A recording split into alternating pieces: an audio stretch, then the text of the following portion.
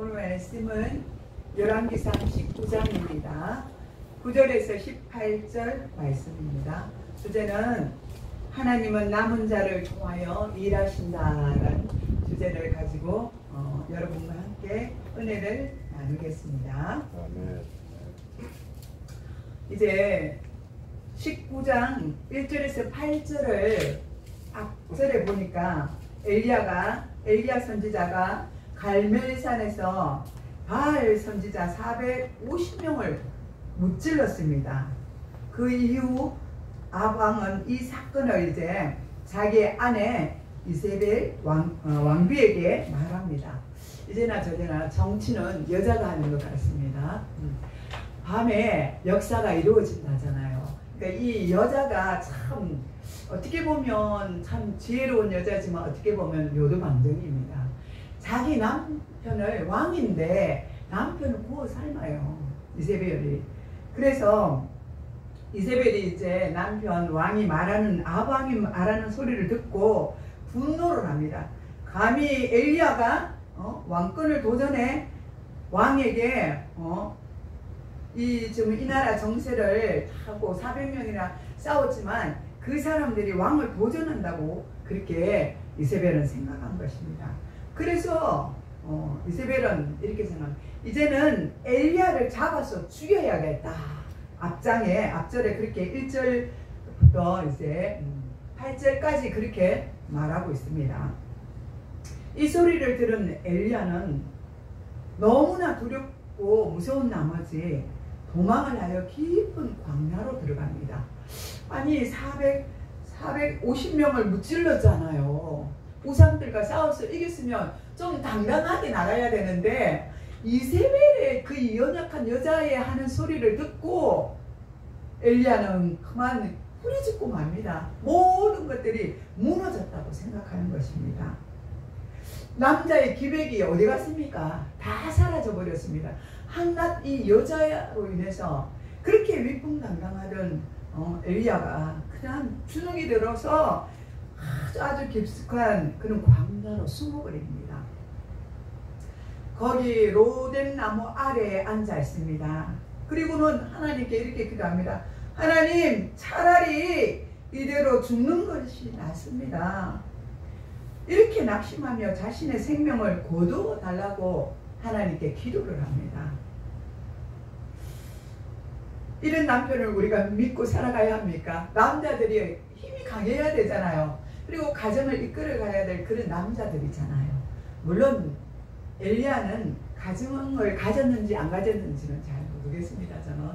그래 이렇게 강한 남편이 가정을 이끌어 가야 될 이런 남자들이 여자의 한 소리에 그냥 틱 하고 그냥 숨어버리는 것을 우리는 볼 수 있습니다.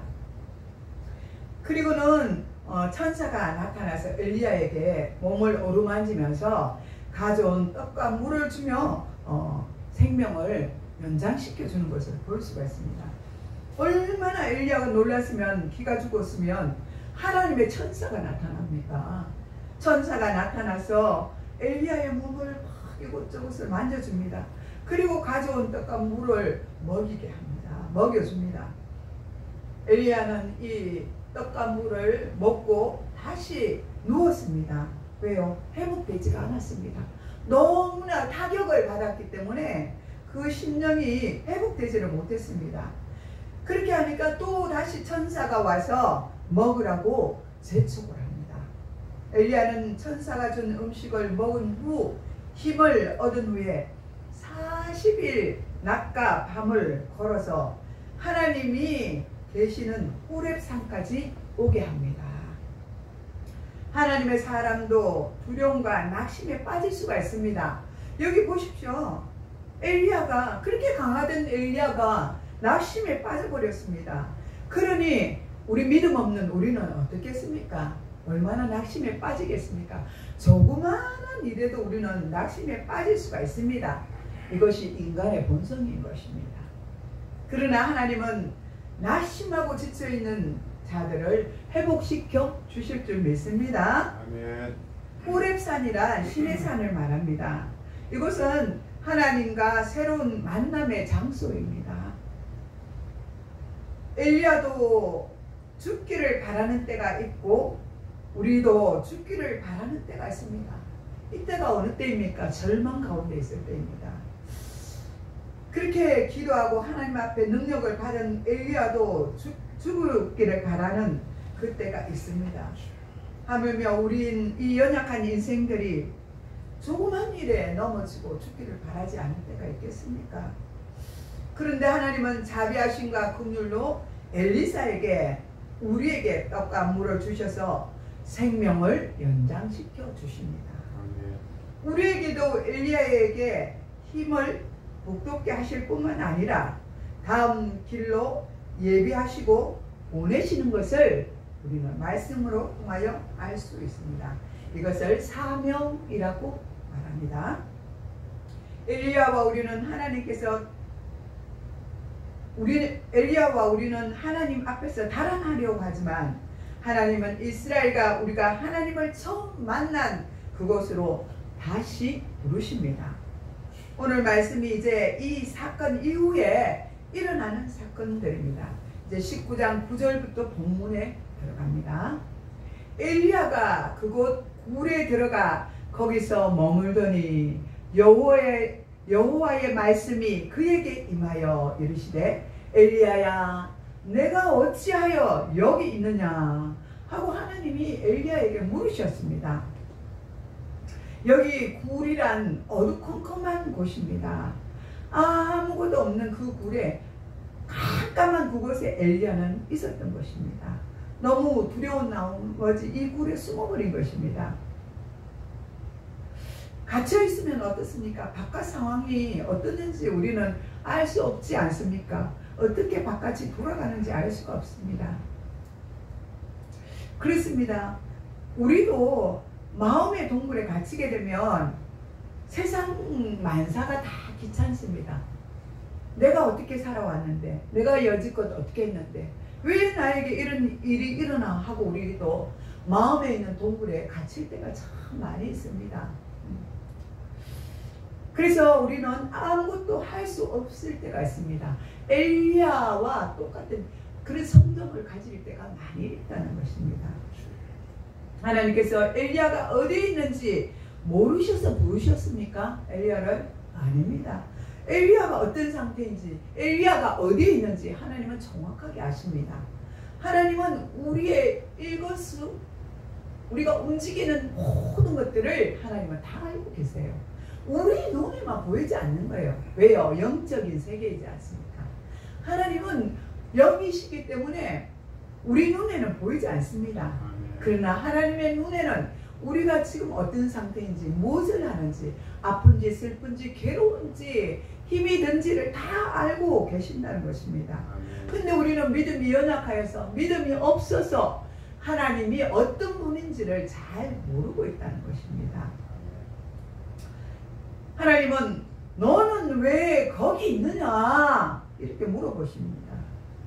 무엇이 너를 상심하게 하느냐 이렇게 물어보십니다. 하나님이 지금 저와 여러분에게 이렇게 물어보십니다.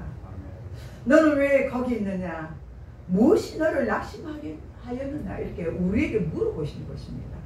우리는 어떤 절망 속에 지금 있는 것입니까? 어떠한 공고함이 있습니까? 어떠한 상황 속에 어떤 문제로 우리가 있습니까? 그 상황 속에 있는 것을 우리는 하나님 앞에 내어놓고, 하나님 우리가 왜 이런 상황 속에 있어야 되는지를 우리는 물어보아야 합니다. 그것이 바로 기도인 것입니다. 아멘. 그가 대답하되, 그는 누굽니까? 엘리야이죠. 그가 대답하되 내가 만군의 여호와께 열심히 유별하오니, 하나님을 사랑하는 마음이 특별하다는 거예요. 엘리야는 너무너무 하나님을 사랑한다는 거예요. 그러니까 그들이 나를 찾아서, 이스라엘 왕이 나를 찾아서 내 생명을 빼앗으려고 한다는 것입니다. 하나님을 사랑하는 그 열심이 있는 것 뿐인데 그것을 사람들은 잘못 오해하고 이 엘리야를 하나님을 사랑한다는 이유로, 그 열심이 있다는 이유로 죽이려고 한다는 것입니다. 그의 생명을 빼앗으려고 하는 것입니다. 이렇게 엘리야가 대답합니다. 이 말은 엘리야가 억울하다고, 그리고 힘들고 고독하다고 하나님께 호소하고 있는 장면입니다.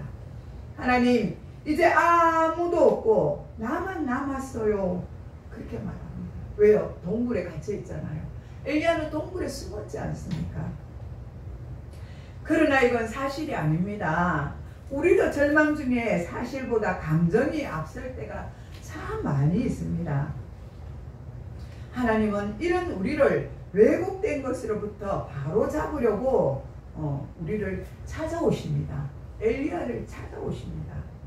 11절에 보니까 여호와께서 이르시되 너는 나가서 여호와 앞에 산에 서라 이렇게 말씀하십니다. 하나님께서 엘리야에게 동굴에서 나가라고 말씀하십니다. 우리가 지금 어떤 동굴에 갇혀 있습니까? 우리의 상황의 동굴에 우리는 갇혀 있습니까? 원망과 절망의 동굴에 갇혀 있습니까? 재정의 동굴에 갇혀 있습니까? 이런 동굴에 갇혀 있으면 나가라는 것입니다. 이 동굴에 갇혀 있으면 안 돼. 너희들은 여기에 갇혀 있을 자들이 아니야. 너희들은 하나님의 자녀들이야. 빛의 자녀라는 것이야. 세상에 나가서 너희들이 할 일을 해야 되는데 이 어두운 마음의 동굴에 갇혀서 너희들이 왜 이러고 있느냐, 그런 말씀을 하나님이 하시는 것입니다. 하나님께서 빨리 마음의 동굴에서, 환경에서 동굴에서 빠져나가라고 우리에게 명령하고 계십니다. 낙심과 외로움은 우리를 숨어 있게 하지만 하나님은 동굴에 나와서 나와 마주하자 이렇게 말씀하십니다. 하나님과 직접적인 만남이 바로 회복인 것입니다.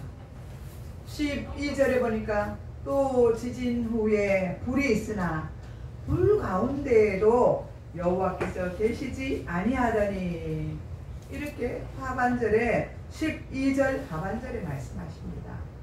불 후에도 세미한 소리가 있는지라 이렇게 말씀하십니다. 하나님은 강풍도 지진도 불도 아닌 세미한 소리로 우리에게 말씀하십니다. 사람이 상실을 하면 아무것도 할 수 없습니다. 그때 하나님께서 우리에게 세미하게 아주 작은 소리로 우리에게 말씀하신다고 하십니다. 하나님의 음성은 고요 속에서 우리에게 들립니다. 아주 힘들고 어려울 때 우리가 지쳐서 누워있을 때 아무것도 할 수 없는 그 속에 세미한 소리로 우리에게 다가와서 말씀하십니다. 그렇습니다. 우리가 바쁘고 막 어지럽고 분주한 속에 있을 때는 너무 시끄러워서 하나님의 음성을 제대로 들을 수가 없습니다. 우리의 삶에서 잠잠히 머무는 훈련이 우리에게는 필요합니다. 조용히 앉아서 교회에 나오든지 집에서 잠깐이라도 하나님이 뭐라고 우리에게 말씀하시는지 우리는 들어야 하는 것입니다. 때로는 우리가 정말 급할 때는 강하게 부르짖고 기도할 때도 필요합니다. 하나님 하면서 우리가 급하게 하나님 앞에 토설하면서 막 강하게 부르짖고 기도하는 것도 다 중요해요.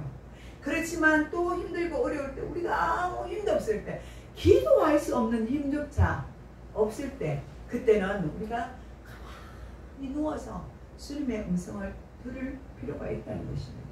주님이 우리에게 뭐라고 위로를 하시는지 우리는 누워서 들을 때도 있다는 것입니다. 엘리야의 탄식에는 하나님에 대한 무언의 비난이 들어있습니다. 하나님은 이에 대하여 직접 대답하지 않으시고 엘리야가 하나님의 본질을 깨닫게 하십니다. 그렇습니다. 하나님은 하나님의 본질을 우리에게 깨닫게 하신다는 것입니다. 물론 말씀으로 통하여서 우리가 깨닫기는 합니다. 그런데 우리가 제대로 알지 못할 때가 있어요.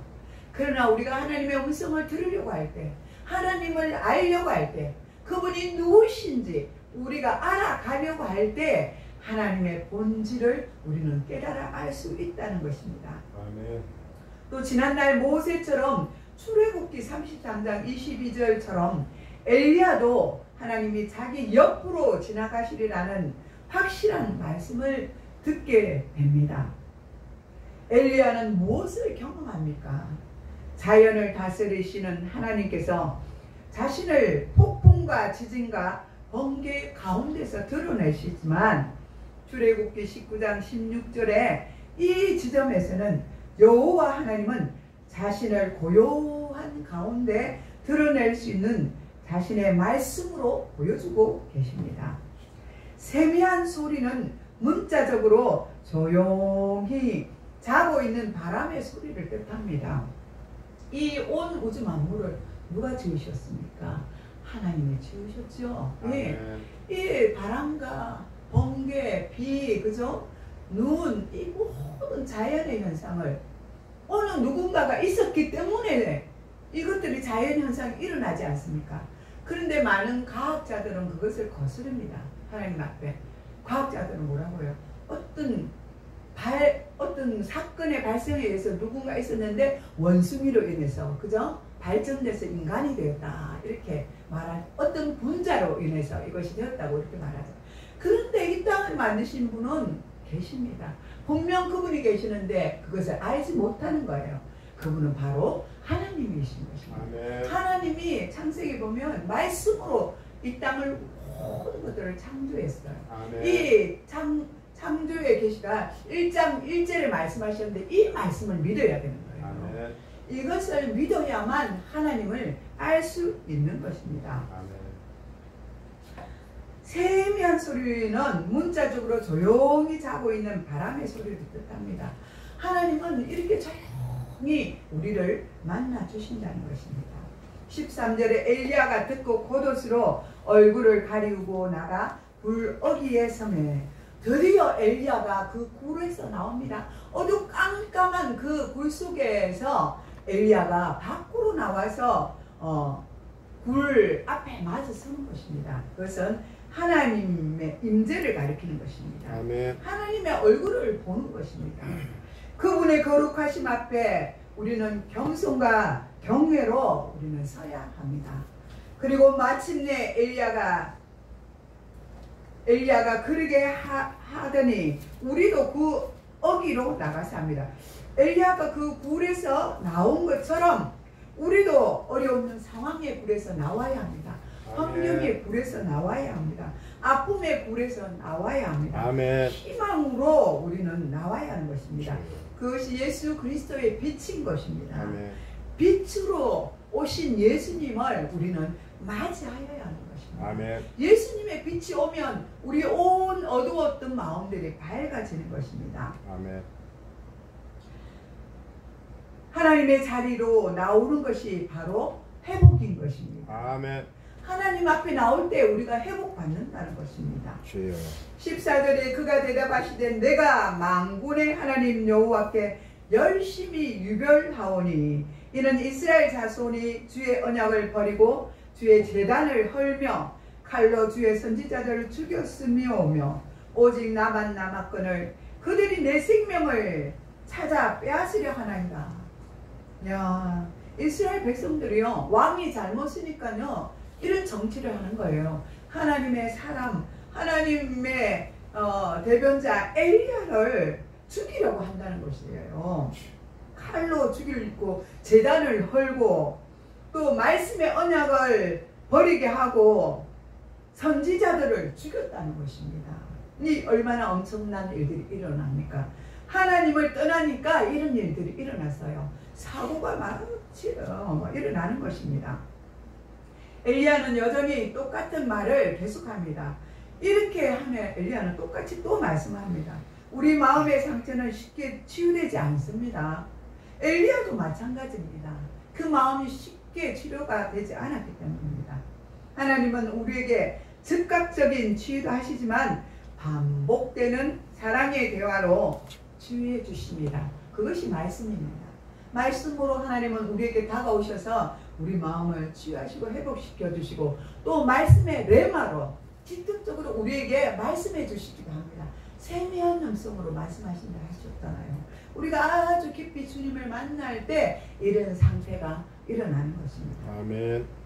하나님은 그렇지만 끝까지 엘리야의 말을 들어주십니다.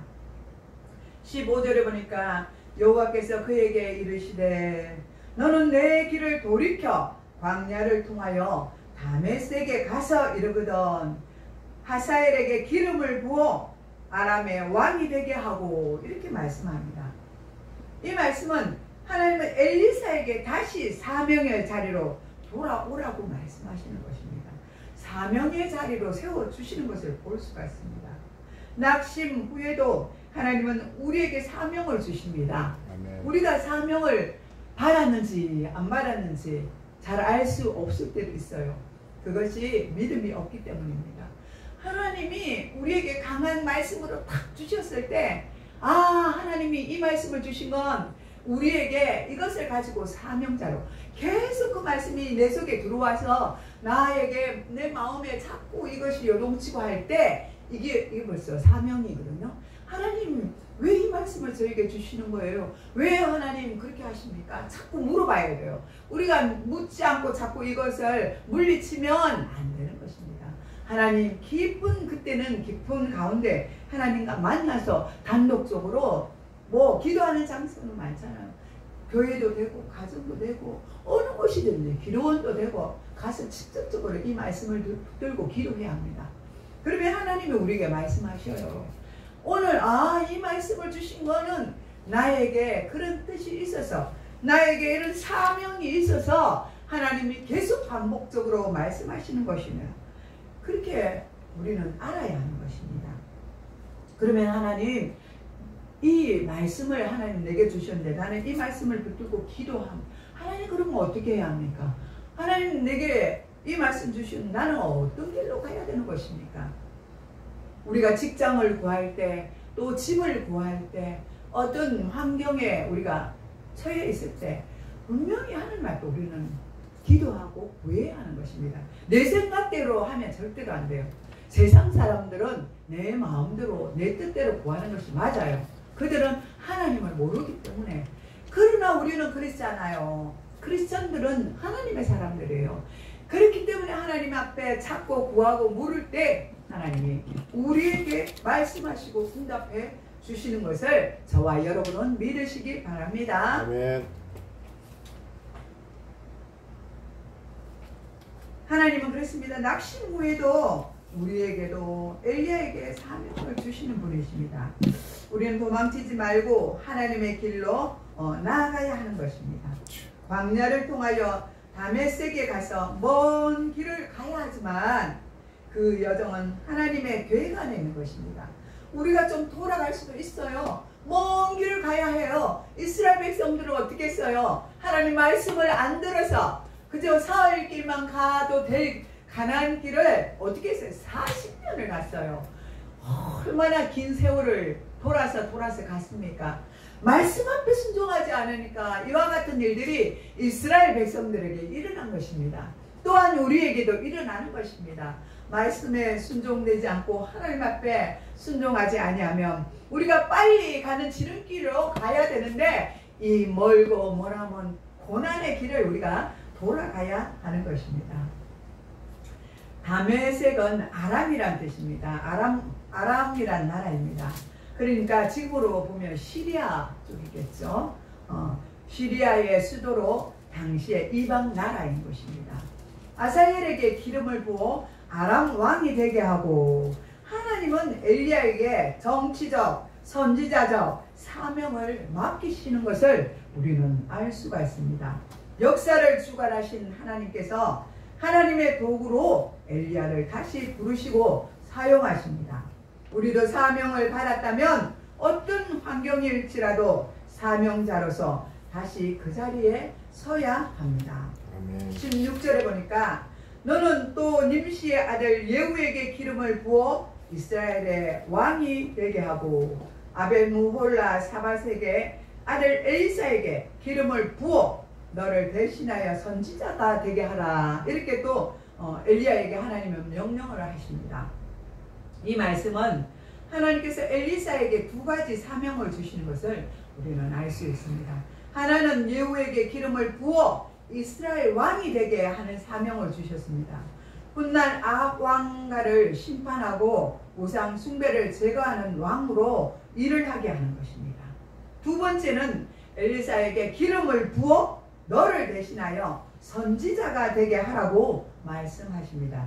이제는 하나님이 엘리야에게 엘리사를 대신하여 이제는 영권을 이어받을 수 있도록 선지자가 되게 하겠다고 하라고 명령을 하십니다. 하나님은 엘리야의 후계자로 엘리사를 준비시키는 것을 볼 수 있습니다. 하나님은 먼저 후계자를 준비시키셔. 근데 우리가 몰라서 우리 뜻이 무엇인지 하나님 뜻이 몰라서 우리는 준비되지 않을 때도 많습니다.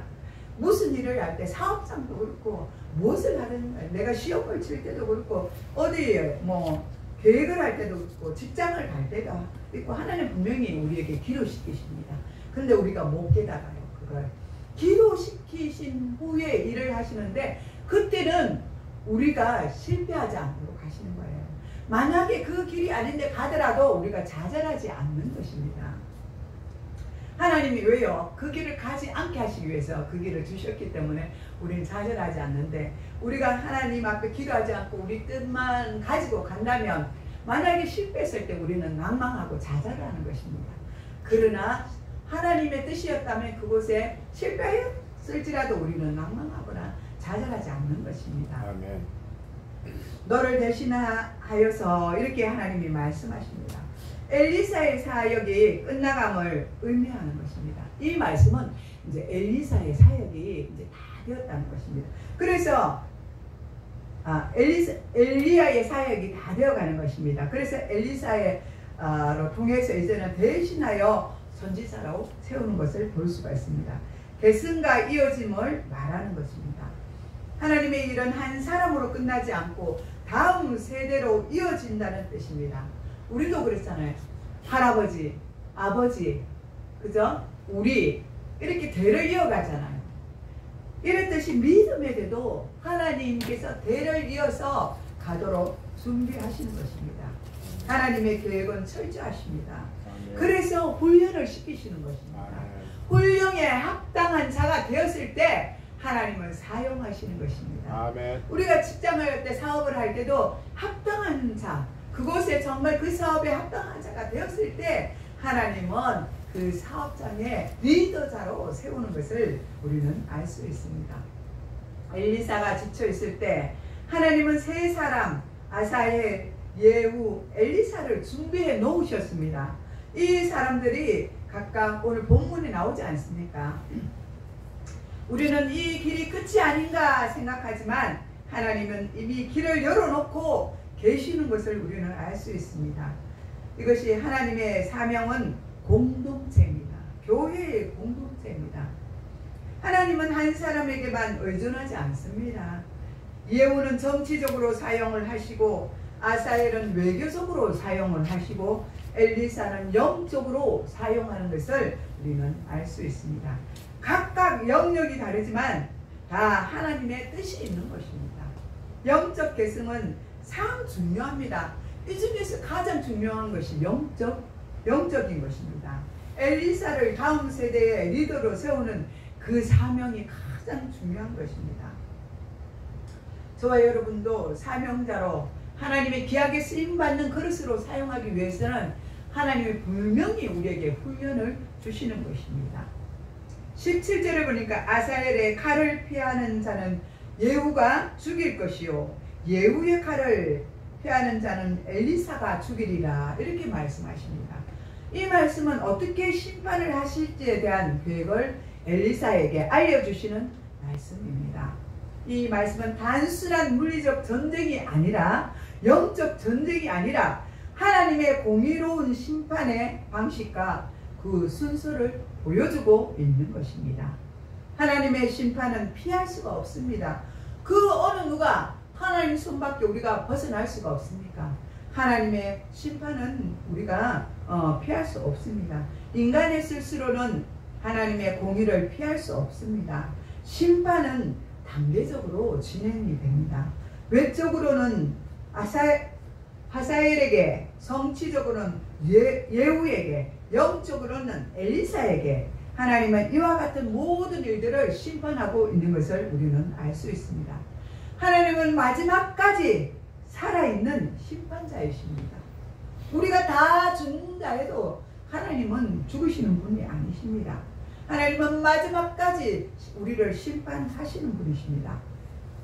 엘리야 칼은 육체의 칼이 아니라 말씀의 검입니다. 우리가 말씀을 모르면 우리는 죽는 것입니다. 말씀이 생명의 말씀입니다. 이 말씀으로 통해서 우리가 살기도 하고 죽기도 합니다. 이것을 영적으로 말하는 것입니다. 영적으로 우리가 사는지 죽는지 이것은 우리는 말씀에 따라서 이루어지는 것입니다. 외적으로는 하나님은 마지막까지 살아있는 심판자라고 말씀했지 않습니까? 이 말씀으로 통해서 하나님은 우리에게 심판하시는 것입니다. 나는 얼마나 하나님의 공의의 심판 앞에 서 있습니까? 하나님 앞에 우리가 얼마나 깨끗하고 거룩한 자입니까? 하나님이 우리에게 물어보시지 않습니까? 너는 얼마나 깨끗한지 거룩한지 그렇게 우리에게 물어보십니다. 우리가 지금 당장 거룩하지 않고 깨끗하지 않다면 우리는 한 가지 방법이 있습니다. 오직 예수 그리스도의 은혜입니다. 그 은혜로 그 십자가의 공로로 우리는 죄사함을 받은 자들입니다. 이 시간 예수님의 이름으로 우리의 죄를 고백하기만 하면 예수님은 우리의 모든 죄를 다 사시고 용서하여 주시는 것입니다. 아멘. 그래서 우리는 이 심판대 앞에서 우리는 하나님 앞에 우리는 심판을 받지 않습니다. 우리는 천국 갈 수 있는 자격을 얻는 것입니다. 그러나 하나님 앞에 죄 사함을 받지 못한 자들은 심판을 받는 자들이 되는 것입니다. 천국 백성이 되려면요, 하나님의 말씀에 따라 하나님의 공의에 따라 우리가 그 말씀 앞에 순종하며 살아가야 합니다. 18절에 보니까 그러나 내가 이스라엘 가운데 7천 명을 남기리니 다 바알에게 무릎을 꿇지 아니하고 다 바알에게 입맞추지 아니한 자라. 이 18절은 마지막 절입니다. 하나님께서 뭐라고 말씀하십니까? 우리와 엘리사에게 이 말씀은 위로하는 말씀이에요. 남겨져 있다는 것입니다. 너희들은 다 죽은 것 같이 아무도 없는 것 같이 엘리야가 그랬잖아요. 그죠? 다 죽은 것 같이 자기는 동굴에 숨었잖아요. 나의 편이 아무도 없다고 말하잖아요. 오직 450명과 엘리야는 싸웠잖아요. 거기서 승리한 자잖아요. 그런데 돌아서 보니까 아무도 없거든요. 근데 이세벨의 말 한마디에 그냥 주눅이 들어서 그냥 도망을 가버리잖아요. 광야길에.